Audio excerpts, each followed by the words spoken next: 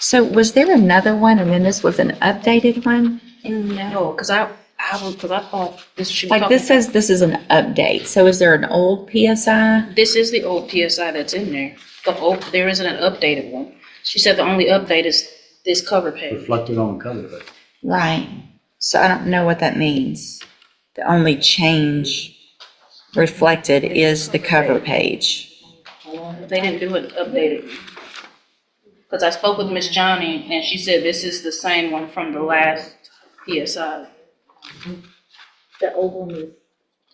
Here's both of them. I guess I don't understand why we got two. I'm very confused. Well, this was Remind me. where she had pled when you refused to go along with it because she didn't accept responsibility for the crime. Uh-huh. And then we came back and she did accept responsibility, so we re-pled for the same. Okay. There was a different attorney involved on the first time and then I was appointed. Yeah, she pled in May of last year. Was full deferred with Tom or back. So nothing else was done as far as them talking to Miss Johnny about No. acceptance of responsibility? They I didn't. think Miss Johnny said they called and asked her for her updated address and that was it. Okay. So, Miss Johnny, I'm going to ask you again, and I know we probably went through this before. First of all, you're Kirsten Johnny?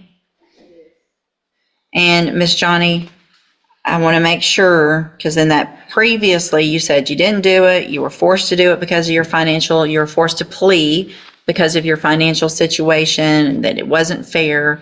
And so tell me what your position is now. I never really said I didn't do it. I said it was an accident. Okay? I still feel the same way a little bit. All right. I'm not even gonna say I do feel the same way. Now I understand, but you're not disagreeing that you didn't. I'm saying it was an accident. Somebody grabbing you by your foot. That's like somebody accidentally hit you in the back of your head. You're gonna have something that's normal. Well, right, because you were not complying with what they told you to do to get out of the car, correct? I was pulled over because I was in a high. I stay in the area. I was pulled over because. Hang on. Don't talk yourself out of this again. Because if you want to talk yourself out of it, we'll put it on the trial docket and we'll get it done in a few weeks and let a jury decide. Look at me. I'm actually trying to help you right now. Okay? If you had complied and just done what he asked you to from the very beginning of that stop, none of this would have happened. Do you agree or disagree with that? Yeah. Yes, what? Yeah. No, do you agree? Listen to the question. Do you agree with that statement or do you disagree with that statement? I don't want to lie. You don't like it, do you? You don't think he should have done that? It's not that. I feel like we was pulled over for no reason. If you follow. It doesn't matter if you were pulled over for no, listen to me. This is why we're hearing stuff all over in the news. It doesn't matter what you think. If a cop pulls you over, then you take the ticket for not wearing your seatbelt. This is all over not wearing your seatbelt. And here you are in felony court and you're still not taking responsibility for the fact that he said, hey, ma'am, do this. And you said, I don't think you should have pulled me over. So I'm going to do whatever I want to do. And I'm going to lodge my foot against the door and I'm not going to get out. I'm going to make you drag me out of my car and then I'm going to kick you because you shouldn't have pulled me over in the first place. When all you had to do was get your ticket, go to JP court and try to fight it there legally. But here you are in felony court for a second-degree felony instead. So do you want to try to tell that story to a jury or do you want to accept some responsibility today? I don't feel like going to trial. You don't feel like going to trial. Well, there's two parts to that question. Do you feel like accepting responsibility?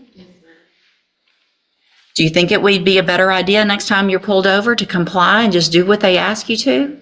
Yes. And Your Honor, just for the record, Miss Johnny did review the video with me in my office, so she is aware of what all transpired. She saw it. Do you have any reason to believe she shouldn't be pleading to this from what you saw? I do not. So, I mean, you even saw how you acted.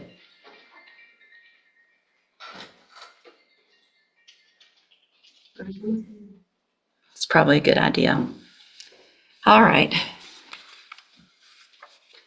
I'm going to find that you previously entered your plea of guilty freely and voluntarily. I'm going to find sufficient evidence to find you guilty. I'm going to follow the agreement that you made with the district attorney. I hope you prove me wrong on this because I really have some concerns that you're going to be able to be successful because you're not taking responsibility and you're not wanting to follow directions and things like that. And you're about to have 4 years of having to follow directions on probation. So I'm going to defer all proceedings for 4 years. You're ordered to pay a $500 fine. You're ordered to follow all of the rules and conditions of probation. If you do that, this is a great opportunity today because you are not a convicted felon. You don't have that conviction on your record. And if you successfully complete it, follow all of the rules, you will never have a felony conviction. At the end of your probation, the case will actually be dismissed. The other side to that, though, and this is really important for you to understand, because we've had this conversation now so many times, I'm not likely to forget you. And you can ask anybody, and Ms. Holmes has known me for a long time. It's not usually good when I remember people, right? So if you violate your probation, you'll get brought back into court. You could be found guilty, which means you become a convicted felon, and I can sentence you to prison anywhere in the range of punishment, which is up to 20 years in prison for this. You understand? Yeah. All right, I'm handing you the trial court certification that shows this was an agreement that I followed, so you've waived your right to appeal. You need to have a seat here in the courtroom. Probation will go over your paperwork as soon as they're ready. Okay, and you said that I'm not considered a conviction felon, but I was told that even though you say that, it's still going to be on my record. So the arrest is on your record. The arrest will always be on your record. But so if you're asked a question on filling out an application for a job or something, if it says, have you been convicted of a felony? The answer is no. But if it says, have you ever been charged with a felony or are you on probation for a felony? You are going to have to say yes to that. But the conviction part is still better than nothing, not having that conviction, right? Yes. Okay, have a seat in the courtroom. Watch for probation to call you up. Well, I'm just going to go back to Gonzalez for a minute. When did she actually get picked up, I wonder?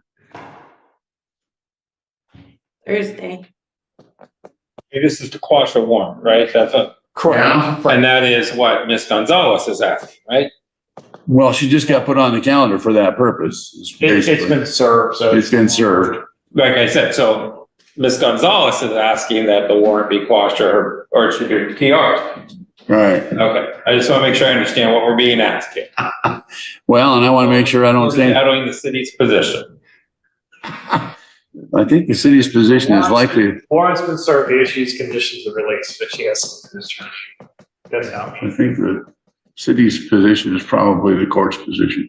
But I want to see if we can get hold of Ms. Gonzalez. Ms. St. Marie. It's just her office number and all of those things. All right. So we got to put Ms. Gonzalez on next week. Ms. Gonzalez, can you hear me? Yes. Yeah, I'm not sure if your attorney has been notified or not. I know you left a message. Well, Mr. Fleck, right now, how many times have we issued warrants on this? 3 times? Quite a lot, Yeah. I don't have my file here, but I feel while we also tried not to issue warrants thinking, well, she's just around the corner. Surely she'll be here next week or 2 weeks and we just sent her a note. And I think whatever the warrant amount is. 1, 2, 3, 4 warrants in 2024 and then this is number 5.